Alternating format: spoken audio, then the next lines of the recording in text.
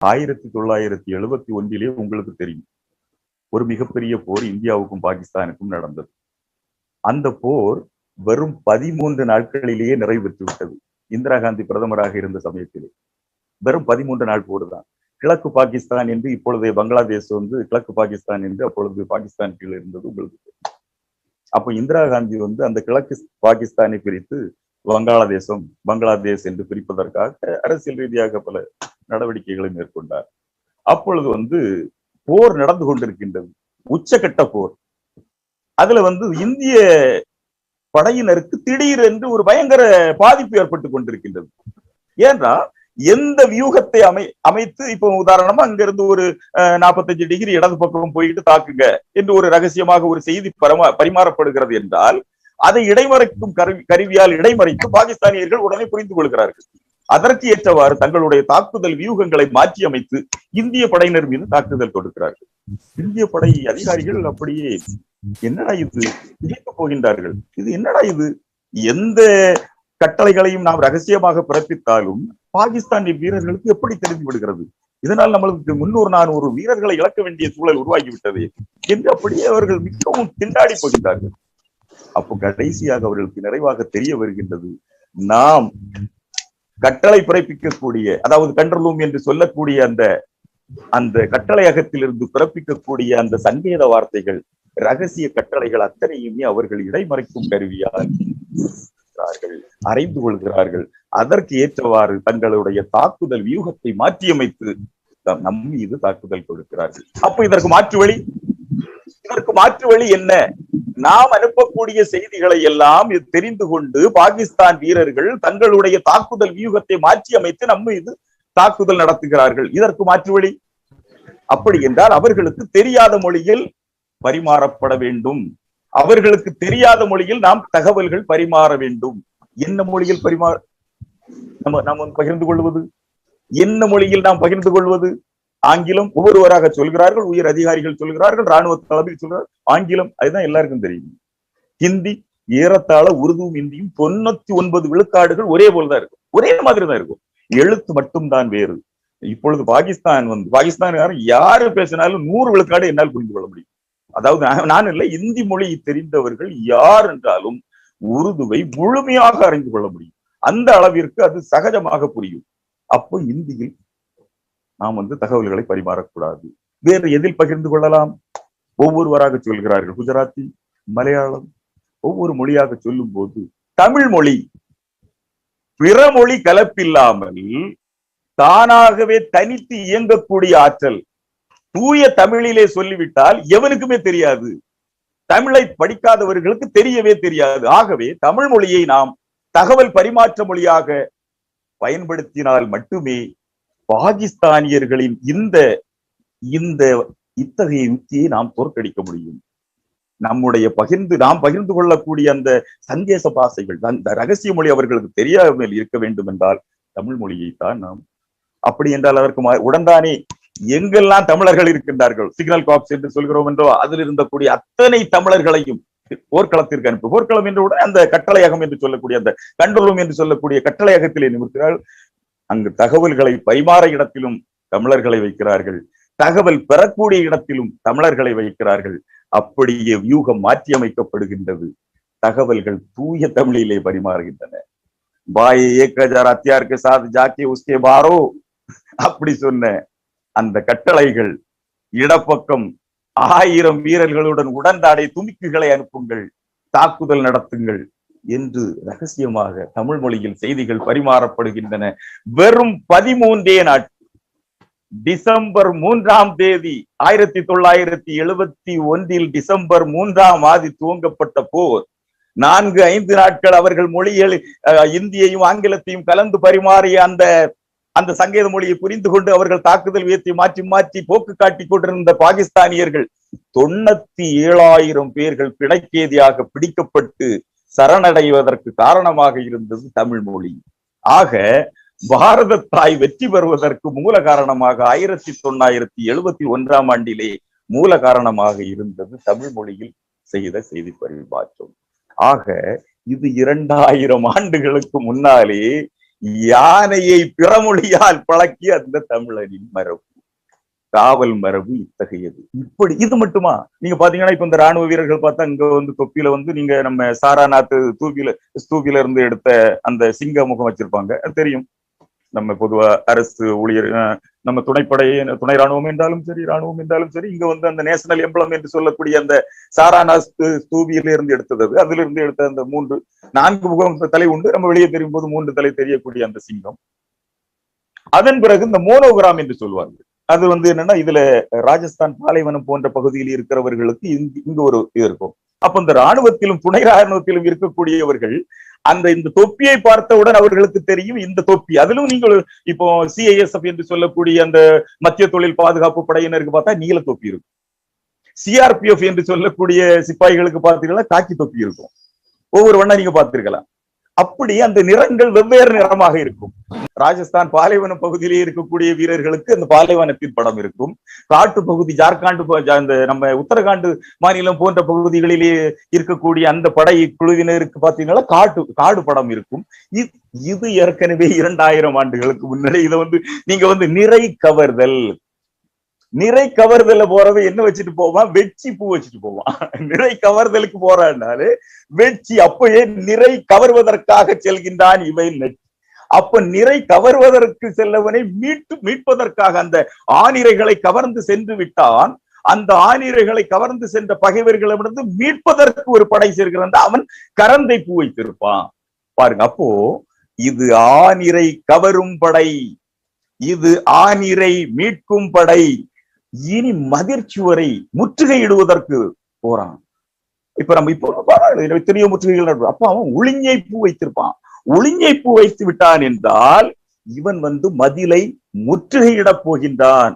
நொச்சி பூ வைத்திருந்தால் எயிர் காத்தல். உங்களுக்கு தெரியும். அப்போ இந்த 4 வகையான பூக்கள், இந்த பிரிவுக்கு, இத்தகைய பிரிவுகள் ஏற்பதற்கு காரணமே பண்டை கால தமிழர்களின் காவல். அங்கிருந்து தான் எடுத்திருக்கணும். ஏன்னு சொன்னா, இந்த தமிழ் நான் மாற இதுல முன்னாடியே குறிப்பிட்ட மாதிரி, என்னடா எதுக்கு எடுத்தாலும் தமிழ் தானா, வேற உலகத்துல மனுஷனே கிடையாதா? அப்படி இல்லை. எல்லோரும் மனிதர்கள், எல்லோரும் அறிவாளிகள். பல நாட்டில் பல இனங்களின் அறிவர்கள் இருந்திருக்கின்றார்கள். தமிழர்களுக்கு இணையான இளைஞர்களும் இருந்திருக்கலாம். ஆனால் ஒரு இனம் 5000 ஆண்டுகளுக்கு முன்னாலே இலக்கணம் படைத்து விடுகிறது என்றால், இலக்கியம் இருந்தால் தான் இலக்கணம். இலக்கியத்திற்கு இலக்கணம் படைத்து விடுகிறது. இந்த இலக்கியம் இப்படித்தான் இருக்க வேண்டும், இது இப்படித்தான் இருக்க வேண்டும் என்று 5000 ஆண்டுகளுக்கு முன்னரே தொல்காப்பியம் படைத்து விட்டது என்றால் அந்த இனம் பாதுகாப்பாக இருந்திருக்க வேண்டும். ஒருவன் எப்ப பார்த்தாலும் சண்டை போட்டுக்கிட்டு இருக்கான், அவனுக்கு ஒரு இனம் சண்டை போட்டுக்கிட்டு இருக்கு. இன்னொரு இனத்துக்கு பார்த்தா அவன் பாலைவனத்து நாட்டுக்காரன், அவனுக்கு பசி பஞ்சம், அவன் அடுத்தவன்கிட்ட போய் திருடி சாப்பிடுவதுக்கு பார்ப்பானா, இல்லாம இலக்கியம் படைக்கிறதுக்கு பார்ப்பானா? சாப்பாட்டுக்கு வழி இல்லாதவன் பக்கத்து நாட்டுல போய் திருடுறதுக்கு தான் ஆசைப்படுவான். எப்படியாவது நம்ம வயிறு வளர்ப்போம்ப்பா. அவன் வயிறு பட்டினி கிடக்கிறவன் எங்க போய் இலக்கியம் அடிக்கிறது? இலக்கியம். இன்னொருத்தன் எப்ப பார்த்தாலும் சண்டை போட்டுக்கிட்டு இருப்பான், எங்க போய் இலக்கியம்? போர். அவனால எங்க இலக்கியம் படைக்க முடியும்? ஆனால் தமிழர்கள் இத்தனையும் தாண்டி தன்னிறைவு பெற்ற நிலத்திற்கு சொந்தக்காரர்கள். 3 புறம் அழகான கடல், ஒரு புறம் அழகான காடுகள், இன்னொரு பக்கம் இயற்கை வளம் கொஞ்சம் பசுமையான வயல்கள். மலை வந்து அரேபியாவில கிடையாது, கடல் உண்டு, மலை கிடையாது. அதனாலதான் அரேபியா பாலைவனம். நல்லா புரிஞ்சா, அரேபியாக்காரனுக்கு கடல் உண்டு, மலை இல்லை. அதனாலதான் மலைவளம் காப்போம், மலைவளம் காப்போம், மலைவளம் காப்போம். ஏன்னா அரேபியா ஆயிரக்கூடாது. அதனாலதான் சொல்றேன். இப்போ அரேபியாவில் கடல் உண்டு, மலை இல்லை. ஆனால் தமிழகம் அப்படி இல்லை. 3 பக்கம் கடல், ஒரு பக்கம் அழகான காடுகள், உயர்ந்த மலைகள், வயல்வெளிகள். பாலைவனத்தை போன்ற பாலை நிலங்கள் தான் இங்கு கிடையாதே தவிர 4 வகையான வளத்தாலும் சிறந்த பண்பாடு மிக்க, சிறந்த வளமிக்க பகுதிக்கு சொந்தக்காரர்களாக இருந்த காரணத்தால் தான் 5000 ஆண்டுகளுக்கு முன்னாலே இலக்கணம் படைக்க முடிந்தது. அதுதான் அந்த இலக்கணம் அதனாலதான் சொல்றேன், எல்லாரும் மனுஷன்தான், எல்லாரும் அறிவாளி தான். ஆனா தமிழன் கொஞ்சம் அதுல மேல என்று நாம் தாராளமாக சொல்லலாம். எருமை காஞ்சி என்று துறை உண்டு, உங்களுக்கு தெரியும். எருமை காஞ்சி என்று ஒரு துறை உண்டு. அழிபடை தாங்கல் ஒரு துறை, சங்க இலக்கியத்தில். அழிபடை தாங்கல். பேர்லயே இருக்கு, உங்களுக்கு எளிமையா புரியும். அழியக்கூடிய படை, ஒரு பகைவர்களால் அழிந்து கொண்டிருக்கக்கூடிய படை, அதை அழிய விடாமல் காப்பவன் அழிபடை தாங்கக்கூடிய வீரன். அழிபடை தாங்கல். எருமை காஞ்சி, எரும மாடு மாதிரி ஏண்டா இப்படி நின்றுகிட்டு இருக்கிறா, இப்ப வசை பாடுறத நீங்க கேட்கலாம். ஏண்டா இப்படி எரும மாடு, மேல எவ்வளவு மழை பெய்தாலும் அந்த எரும மாடு கொஞ்சமாவது உணர் இருக்குமா, நின்றுகிட்டே இருக்கும். ஏண்டா இப்படி இங்க எல்லாம் கன்னியாகுமரி பேச ஏல ஏன் இப்படி எரும மாடு மயிர் இருக்கிறா, போலாங்க விளங்காத பையன் இப்படி சொல்லுவாங்க. அதாவது அசையாம அப்படியே நின்றுகிட்டு இருக்கவங்கள எரும மாடுன்னு சொல்லுவாங்க. ஆனால் எருமை காஞ்சி என்ற துறையிலே எருமை காஞ்சி வீரன் எப்படிப்பட்டவன் என்றால், தன்னுடைய படை புறமுதுகு காட்டி ஓடக்கூடிய சூழல் வந்தாலும் இவன் ஓடமாட்டான், அப்படியே நிற்பான். நான் புறமுதுகு காட்ட மாட்டேன், எனது படை பின்னோக்கி சென்றாலும் நான் எனது தாய் நாட்டை காப்பதற்காக உயிர் விடுவேனே தவிர கண்டிப்பாக புறமுதுகு காட்ட மாட்டேன் என்று நிற்கக்கூடிய அந்த எருமை காஞ்சியை நான் ஒரு நிகழ்வை படித்தேன். 1962 ஆண்டு சீனாவுக்கும் இந்தியாவுக்கும் பெரிய போர் நடந்தது, உங்களுக்கு தெரியும். அருணாச்சல் பிரதேசத்தில் பல பகுதிகளை பிடித்தபடியே முன்னேறி வந்து கொண்டிருக்கின்றார்கள் சீன ராணுவ வீரர்கள். நூரானங்கு பகுதி என்ற ஒரு ஊர், ஒரு பெரிய ஊர், அந்த பகுதியை கைப்பற்றுவதற்காக நெருங்கி விட்டார்கள். இந்திய வீரர்கள் எவ்வளவோ போராடி பார்த்த பிறகு பின்வாங்கக்கூடிய சூழல் உருவாகிறது. மேலிடத்தில் இருந்தும், அப்பொழுது நேரு பிரதமராக இருந்த காலகட்டம், மேலிடத்தில் இருந்தும் அரசியல் சூழலை கருதி கொஞ்சம் பின்வாங்கி விடுங்கள், இந்திய படையினர் கொஞ்சம் பின்வாங்கி வந்து விடுங்கள், அதன் பிறகு அரசியல் ரீதியாக முடிவுகள் எட்டப்படலாம் என்று சொல்லப்படுகிறது. அங்கே அந்த படைப்பிரிவின் கமாண்டர் என்று சொல்லக்கூடிய பிரிகேடியர் ஆணையிடுகின்றார். பிரிகேடியர் என்று சொல்லக்கூடிய அதாவது நம்ம காவல்துறையில டிஐஜி என்று சொல்லக்கூடிய ஒரு பதவி இருக்கின்றது, அதை ராணுவத்திலே பிரிகேடியர் என்று சொல்வோம். அந்த பிரிகேடியர் ஆணையிடுகின்றார், வீரர்களே, போர் நூறானங்கு பகுதியில் இனி போர் கிடையாது, நீங்கள் பின்வாங்கி வந்து விடுங்கள். இந்திய ராணுவமே பின்வாங்கக்கூடிய சூழல் உருவாகின்றது. ஒரு வீரன் நான் வர முடியாது என்று மறுக்கின்றார். என்னடா இது எல்லாரும் எப்படா வீட்டுக்கு போலான்னு இருக்கக்கூடிய நீ பின்வாங்க வர மாட்டியா? வரமாட்டேன். வர 21 வயசுக்காரன். அப்போ இந்த உத்தரகாண்ட் மாநிலத்தை சார்ந்த ஜஸ்வந்த் சிங் ராவத் என்பவன், அந்த கடுவாலி ரைபிள் என்று சொல்வார்கள், அந்த படைப்பிரிவை சேர்ந்தவர். மெட்ராஸ் ரெஜிமெண்ட் என்று நமது படைப்பிரிவு உண்டு, மராட்டிய ரைபிள் என்று படைப்பிரிவு உண்டு, அஸ்ஸாம் ரைபிள் என்று படைப்பிரிவு உண்டு, ஒவ்வொரு படைப்பிரிவு உண்டு. அப்போ இதை அவன் வரமாட்டேன் என்று சொல்றேன். பைத்தியக்கார பயலை, எல்லாம் போர் இப்ப பின்வாங்கி போயே ஆகண்டா, நீ தனிமையா நின்று சீன ராணுவத்தை நீ என்ன எல்லாம் சுட்டு பொசிக்கிறியா, வாடா பேசாம பைத்தியக்கார பயலை, வரமாட்டேன்.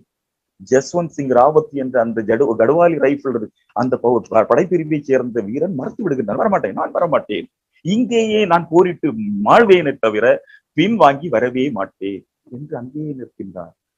எப்படியும் மண்ணா போடா, தும் இதறி படாரோ அவளுக்கு சபி ஜார, இவங்க எல்லாம் பின்னோக்கி வந்து விடுகிறார்கள்.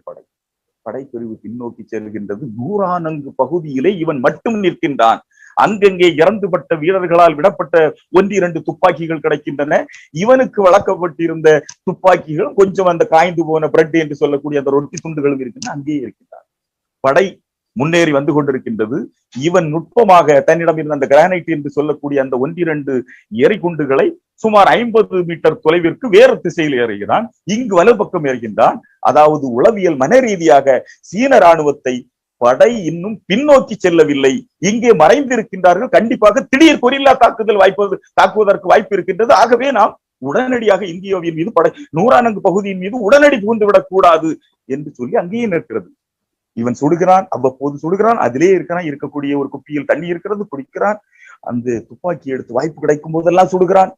300 ராணுவ வீரர்களை இவன் ஒருவனை, அதாவது இவன் இருந்த பகுதி நூறானங்கு மேலே உள்ள பகுதி, சுட்டு 300 ராணுவ வீரர்களை ஒரே வீரனாக, அப்ப அவர்களுக்கு உறுதியாக தெரிகிறது கண்டிப்பாக இது ராணுவம் இருக்கிறது. ஒருத்தன் எப்படி 300 வரை சொல்ல முடியும்? அவர் மனதளவிலே சீன ராணுவம் நினைக்கிறது ராணுவம் பின்வாங்கி செல்லவில்லை, அங்கே மறைந்திருக்கிறார்கள், திடீரென்று தாக்குவார்கள். ஆக கடைசியில் பார்த்தால் அவர்கள் ஒரு குறிப்பிட்ட அளவு தாக்குதல் தானே நடக்கிறது. திடீர் தாக்குதல், பெரிய அளவிலே எந்தவித தாக்குதலும் இல்லை. அந்த அளவிற்கு பல துப்பாக்கிகளை ஒரே அடியாக இயக்கியது போலவும் இல்லை. அவர்கள் சந்தேகிக்கின்றார்கள், ஒருவேளை 1-2 பேர் தான் இருப்பார்களோ, அல்லது ஒரு 10-15 பேர் ஒரு பிளட்டூன் என்று சொல்லக்கூடிய அளவுக்கு சிறிய அளவு படைப்பினை தான் இருக்குமோ என்று ஐயுற்று வேறு திசையில் வந்து ஒரு ஆடு மேய்த்து கொண்டிருந்த அந்த ஊர்க்காரனை நூறானங்கு பகுதியை சார்ந்த இந்தியனை பிடித்துக் கொள்கிறார். அவனை அடித்து உதைத்து அவர்களுடைய இராணுவ பாசறையிலே வைத்து பயங்கரமாக சித்திரவதை கேட்கின்றார்கள். உண்மையை சொல்கின்றார். ஐயா, படை வந்து 3 நாளுக்கு அப்புறம் முன்னாடியே போயிட்டு ஐயா, ஒரே ஒரு பையன் ஒரு 20-22 வயசு இருக்கு ஐயா, அவன் அப்பப்ப சுடுறான் ஐயா, அதுலயே தண்ணி கொடுக்குறான் ஐயா, நாங்க ஒரு நாள் தப்பா நினைக்காதுங்க ஐயா, பச்சை தண்ணி மட்டும் கொடுத்தோம் ஐயா, ஒரு நாள் எங்களை மன்னிச்சிருங்க ஐயா, போடுங்கடான்னு கிடைச்சு. ஆஹா, ஒற்றை சிப்பாய் சீன ராணுவத்தையே 3 நாட்கள் பிடித்து வைத்திருக்கிறான் என்றால் அவனை உடனே கொலை செய்யுங்கள் என்று மொத்த படையும் 350 பேர் அந்த படைப்பிரிவை சேர்ந்து ஒரே அடியாக நூறானங்கின் மீது ஒரே அடியாக உள்ளே புகுந்து நூறானங் கிராமத்திலே புகுந்து அந்த ஜஸ்வந்த் சிங் ராவத்தை பிடித்து விடு, அவனை இழுத்து சென்று சிரச்சேதம் செய்து விடுகிறார்கள். தலையை வெட்டி விடுகிறார்கள். தலையை வெட்டி ஒரு ஐஸ் பெட்டிக்குள்ளே வைத்து அந்த தளபதியிடம் சொல்கிறார்கள், அவனை தலையை வெட்டிட்டோம், சரி, இங்கே நேரு, நம்முடைய பிரதமராக நேரு இருந்த காலகட்டம், அது பேச்சுவார்த்தை நடந்து கொண்டிருக்கின்றது, முடிவு எட்டப்படுகிறது, யார் எங்கிருந்தார்களோ அதே இடத்திற்கு பின்னோக்கி செல்ல வேண்டும் என்று ஆணை பிறப்பிக்கப்படுகிறது. நூறானங்கு பகுதியை விட்டும் பின்னோக்கி சென்று விடுகிறார்கள். அந்த நூறானங்கு பகுதியை விட்டும் சீன ராணுவம் பின்னோக்கி செல்கின்றது. அந்த சடலம் தலைவேறு முண்டம் வேறாக இருக்கிறது ஐஸ் பெட்டியில். அந்த சீன ராணுவ தளபதி பின்னோக்கி செல்லணும், உடனே செல்லணும். அப்போ இங்க இந்திய தளபதிக்கு அவன் வந்து செய்தி அனுப்புறான், உங்ககிட்ட கொஞ்சம் பேசணும். ஐயர்கள் என்னடா எல்லாமே பேசி முடிஞ்சு பழையபடிங்க, ஏதாவது திடீர் தாக்குதல் நடத்திவிடக்கூடாதே. இல்லை, அப்படி ஒன்றும் இல்லை, நீங்கள் சிப்பாயின் தலையும் உடலும் எங்கிடம் இருக்கிறது, பெற்றுக்கொள்ளுங்கள். அது மட்டுமல்ல, அவனுடைய மார்பளவு சிலையை சீன ராணுவமே வடிவமைத்திருக்கிறது. எதனால? நீங்க தான் எதிரியாச்சு. அவன் ஏதோ 300 பேரை உங்க ஆட்களை போட்டு தள்ளிட்டானா, அதன் பிறகு எதற்கு அவனுக்கு சிலை? அவன் ஒரு மாவீரன். ஒற்றை சிப்பாயாக 300 சீன ராணுவத்தினரையே அவன் வந்து கொன்று ஒரு நூறானங்கி என்ற கிராமத்தையே உங்களுக்கு மீட்டு தந்திருக்கின்றான் என்றால் அவன் மிகப்பெரிய மாவீரன். ஒரு வீரனுக்கு மதிப்பளிக்க வேண்டியது சீனர்களின் கடமை என்று அந்த மார்பளவு சிலையை செய்து அந்த சிலைக்கு ஒரு சல்யூட் அடித்து அந்த சிலையை ஒப்படைத்திருக்கின்றான் அந்த சீன தளபதி. இப்பொழுதும் ஜஸ்வந்த் சிங் கட் என்று சொல்லக்கூடிய இடத்திலே மிகப்பெரிய ஆலயம் அந்த ஜஸ்வந்த் சிங்குக்கு எழுப்பப்பட்டு உயிருடன் இன்றும் இருக்கின்றான் என்று நம்பிக்கை. அந்த அளவிற்கு ராணுவ வீரர்கள் எல்லாம் சென்று வழிபட்டுக் கொண்டிருக்கின்றார்கள். ஆக இதுதான் எருமை காஞ்சி. இத்தகைய பல்லாயிரம் வீரர்கள், பல லட்சம் வீரர்கள் தமிழர்கள் இருந்திருக்கின்றார்கள். அதுதான் எருமை காஞ்சி என்று ஒரு துறையையே 1000 ஆண்டுகளுக்கு முன்னால் நம்மளுடைய தமிழர்கள் கொடுத்தார்கள். ஏனென்றால் தமிழர்கள் வந்து அதை போரில் விழுப்புண்படுவதை பெருமையாக கருதியவர். பெருஞ்சேரலாதன் வெண்ணி பரந்தலையிலே போர், கரிகாலனுக்கும் பெருஞ்சேரலாதனுக்கும் மிகப்பெரிய போர். விழுப்புண், இவன் கரிகாலன் எறிந்த வேல் துளைத்து முதுகு வழியே சென்று விட்டது என்று ஐயோ, அவன் மார்பில் தான் புண், ஆனால் மார்பில் பட்ட வேல் பின்னால் சென்று விட்டதே, முதுகிலே பட்டுவிட இந்த சமுதாயம் ஒருவேளை என்னை தூற்றுவிடுமே, அல்லது இந்த கரிகாலன், அதில் நீங்கள் இன்னும் ஒன்றை ஆழமாக இருந்தார், கரிகாலன் எறிந்த வேலை தடுக்கக்கூடிய அளவிற்கு எனது மார்பிலே உரம் இல்லையா? இப்பொழுது கூட சில விஜயகாந்த் படத்துல எல்லாம் சுட்ட உடனே அப்படி அந்த தோட்டாக்கள் வெளியேறல, அந்த அளவிற்கு அவன் எழுதி. அப்போ கரிகாலனின் வேல் கூர்மையானது என்றால் எனது மார்பிலே, நடுவன் மார்பிலே நின்றிருக்க வேண்டுமே, எப்படி பின் துளைத்தது? இதில் நீங்க ஆழமாக யோசிக்கணும். பெருஞ்சேரலாதன் விழுப்புண்தான். பெருஞ்சேரலாதனின் மனதில் என்ன இருந்திருக்க வேண்டும்? நான் உண்மையிலேயே ஒரு மாவீரனாக, எனது நெஞ்சு காய்ப்பு பிடித்த நீஞ்சி. இப்ப அந்த பனைமரம் யாரையும் உங்களை பார்த்தா தெரியும், 10 குத்துனாலும் ஒண்ணும், எங்க ஊர்ல எல்லாம் இப்பவும் இருக்காங்க, 80 வயசு இருக்கும், இந்த பனை ஏறினவங்களுக்கு மார்பெல்லாம் அப்படி காய்ப்பேறி போயிருக்கும். நீங்க அப்படி இவ்வளவு திண்ணமா இருக்கும். நீங்க உண்மையிலேயே சிறிய கத்தி எடுத்து அவங்களுக்கு மார்புல அப்படி குத்தி பார்த்தா, உண்மையிலே நீங்க வந்து குமரி மாவட்டத்துல இப்பவும் இருக்காங்க, சிறிய கத்தியை எடுத்து அவர்களின் மார்பிலே இப்படி குத்தினால் அவர்கள் இறங்காது. நான் இப்பொழுது ஆணித்தரமா சொல்றேன். ஏனென்றால் அவர்கள் மார்பு பனையில் ஏறி ஏறி ஏறி ஏறி சுமார் 1 சென்டிமீட்டர் அளவிற்கு காய்ப்பேறு இருக்கும். வேகமா குத்த சொல்லல, ஒரு சின்ன கத்தி எடுத்து நீங்க வந்து இப்படி இப்படி குத்தினா உண்மையிலே அவங்களுக்கு இறங்காது. அப்போ அந்த அளவிற்கு பெரிய உரத்த மா வீரர்களாக இருந்த பெருஞ்சேரலாதனின் அந்த எண்ணத்தை துளைத்திருக்க வேண்டும். அந்த அம்பு கரிகாலன் எறிந்த அந்த வேலானது எனது மார்பிலே நின்றிருக்க வேண்டுமே தவிர துளைத்து சென்றிருக்க கூடாது என்று எண்ணியதால் வடக்கிறந்து உயிர் துறந்தார். அதனால்தான் அந்த வெண்ணிக்குயத்தியார் என்ற பெண்பார் புலவர் பாடினாரல்ல, நின்னினும் நல்ல நன்றே புறப்புண்ணாணி வடக்கிருந்து இருக்கிறோம். வெண்ணிக்குயத்தியார் என்ற புலவர் கரிகாலனை பாடுவதற்காக போனவங்க நின்னினும் நல்ல நன்றி, நின்னினும் நல்ல நன்றே புறப்புண்ணாணி வடக்கிருந்து. அந்த விழுப்புண் புறத்திலும் பட்டுவிட்டதே என்று நாணி உயிர் துறந்தவன் வெற்றியாளனை விட உன்னை விட மேம்பட்டவன் என்று பாடக்கூடிய அளவிற்கு நம்முடைய பண்டை தமிழர்கள் வாழ்ந்திருக்கின்றார்கள். நுண்முறை காவலில் பாத்தீங்கன்னா அந்த முல்லைப்பாட்டுல பெண்களே போர்க்களத்திற்கு பாசறையில இருப்பாங்க பாருங்க. அவ எவ்வளவு நுட்பமாக அந்த காவல் நுண்முறையாக அதை அந்த காவலினை வடிவமைத்திருக்கிற பாசறை காவலை. முதியவர் நேரம் பார்ப்பார், நாளிகை கணக்கரா இருப்பார். முதியவர் நாளிகை கணக்கரா இருப்பார். யவனர் படம்புகும் இளைச்சர் என்று சொல்வார்கள். வாய் பேசாத ஊமைகள் அவர்கள். இப்பொழுது நம்ம புல்லட் ப்ரூஃப் ஜாக்கெட் என்று சொல்கிறோம், படம்புகும் இளைச்சர் என்று சொல்கிறார். படம்புகும் இளைச்சர் அப்பவே இப்போ நம்ம இந்த புல்லட் ப்ரூஃப் ஜாக்கெட் என்று சொல்லக்கூடிய அந்த குண்டு துளைக்காத ஆடைகளை அப்பொழுதே தமிழர்கள் பயன்படுத்தி இருக்கின்றார்கள். யவனர்களுக்கு, அந்த வாய் பேசாத இளைச்சர்களுக்கு இத்தகைய ஆடைகளை வழங்கி இருக்கின்றார்கள். அப்ப யவனருக்கு பாசறையிலே என்ன வேலை? அதுதான், ஒருவேளை நம்மவர்களே துரோகிகளாக மாறி மன்னர்களை தாக்கக்கூடிய சூழல் வந்துவிட்டால் இவன் தடுப்பான் கண்டிப்பாக, அந்நியன். அப்ப அந்த அந்நியனே ஒருவேளை பகைவனாக மாறிவிட்டால், அதனால்தான் அந்த பாசறை காவலிலே இருக்கக்கூடிய வாழ், அதாவது திண்வொள்வாள் விரவுவயிர் கச்சின் புண்டை என்று எழுதியிருப்பார். திண்வாள், உண்மையான அழகான வாளை மார்பின் கச்சி, அந்த மார்பில் இருக்கக்கூடிய கச்சத்திலே பெண்கள் வாளை கட்டி கொண்டு பாசறை, அப்ப அந்த பெண்கள் பாசறை காவலிலே உள்ளே வரை சென்று அவர்கள் விளக்கேற்றி இருக்கிறார்கள், விளக்கை தூண்டி இருக்கின்றார்கள். யவனர்கள் மன்னர் பக்கத்திலே செல்ல முடியாது.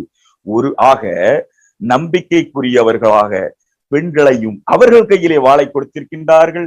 ஒரு வன்கண் யவனர் என்று சொல்லக்கூடிய கொடுமையான குணம் உடைத்த அந்த யவனர்களையும் பயன்படுத்தி இருக்கின்றார்கள். அதே வேளையில் அவர்கள் கையில் வாள் கிடையாது, சவுக்கு மட்டும். நாளிகை கணக்கராக ஒரு முதியவர்களை நியமித்திருக்கின்றார்கள். யானைகளை பிறமொழியால் பயிற்றுவித்திருக்கின்றார்கள்.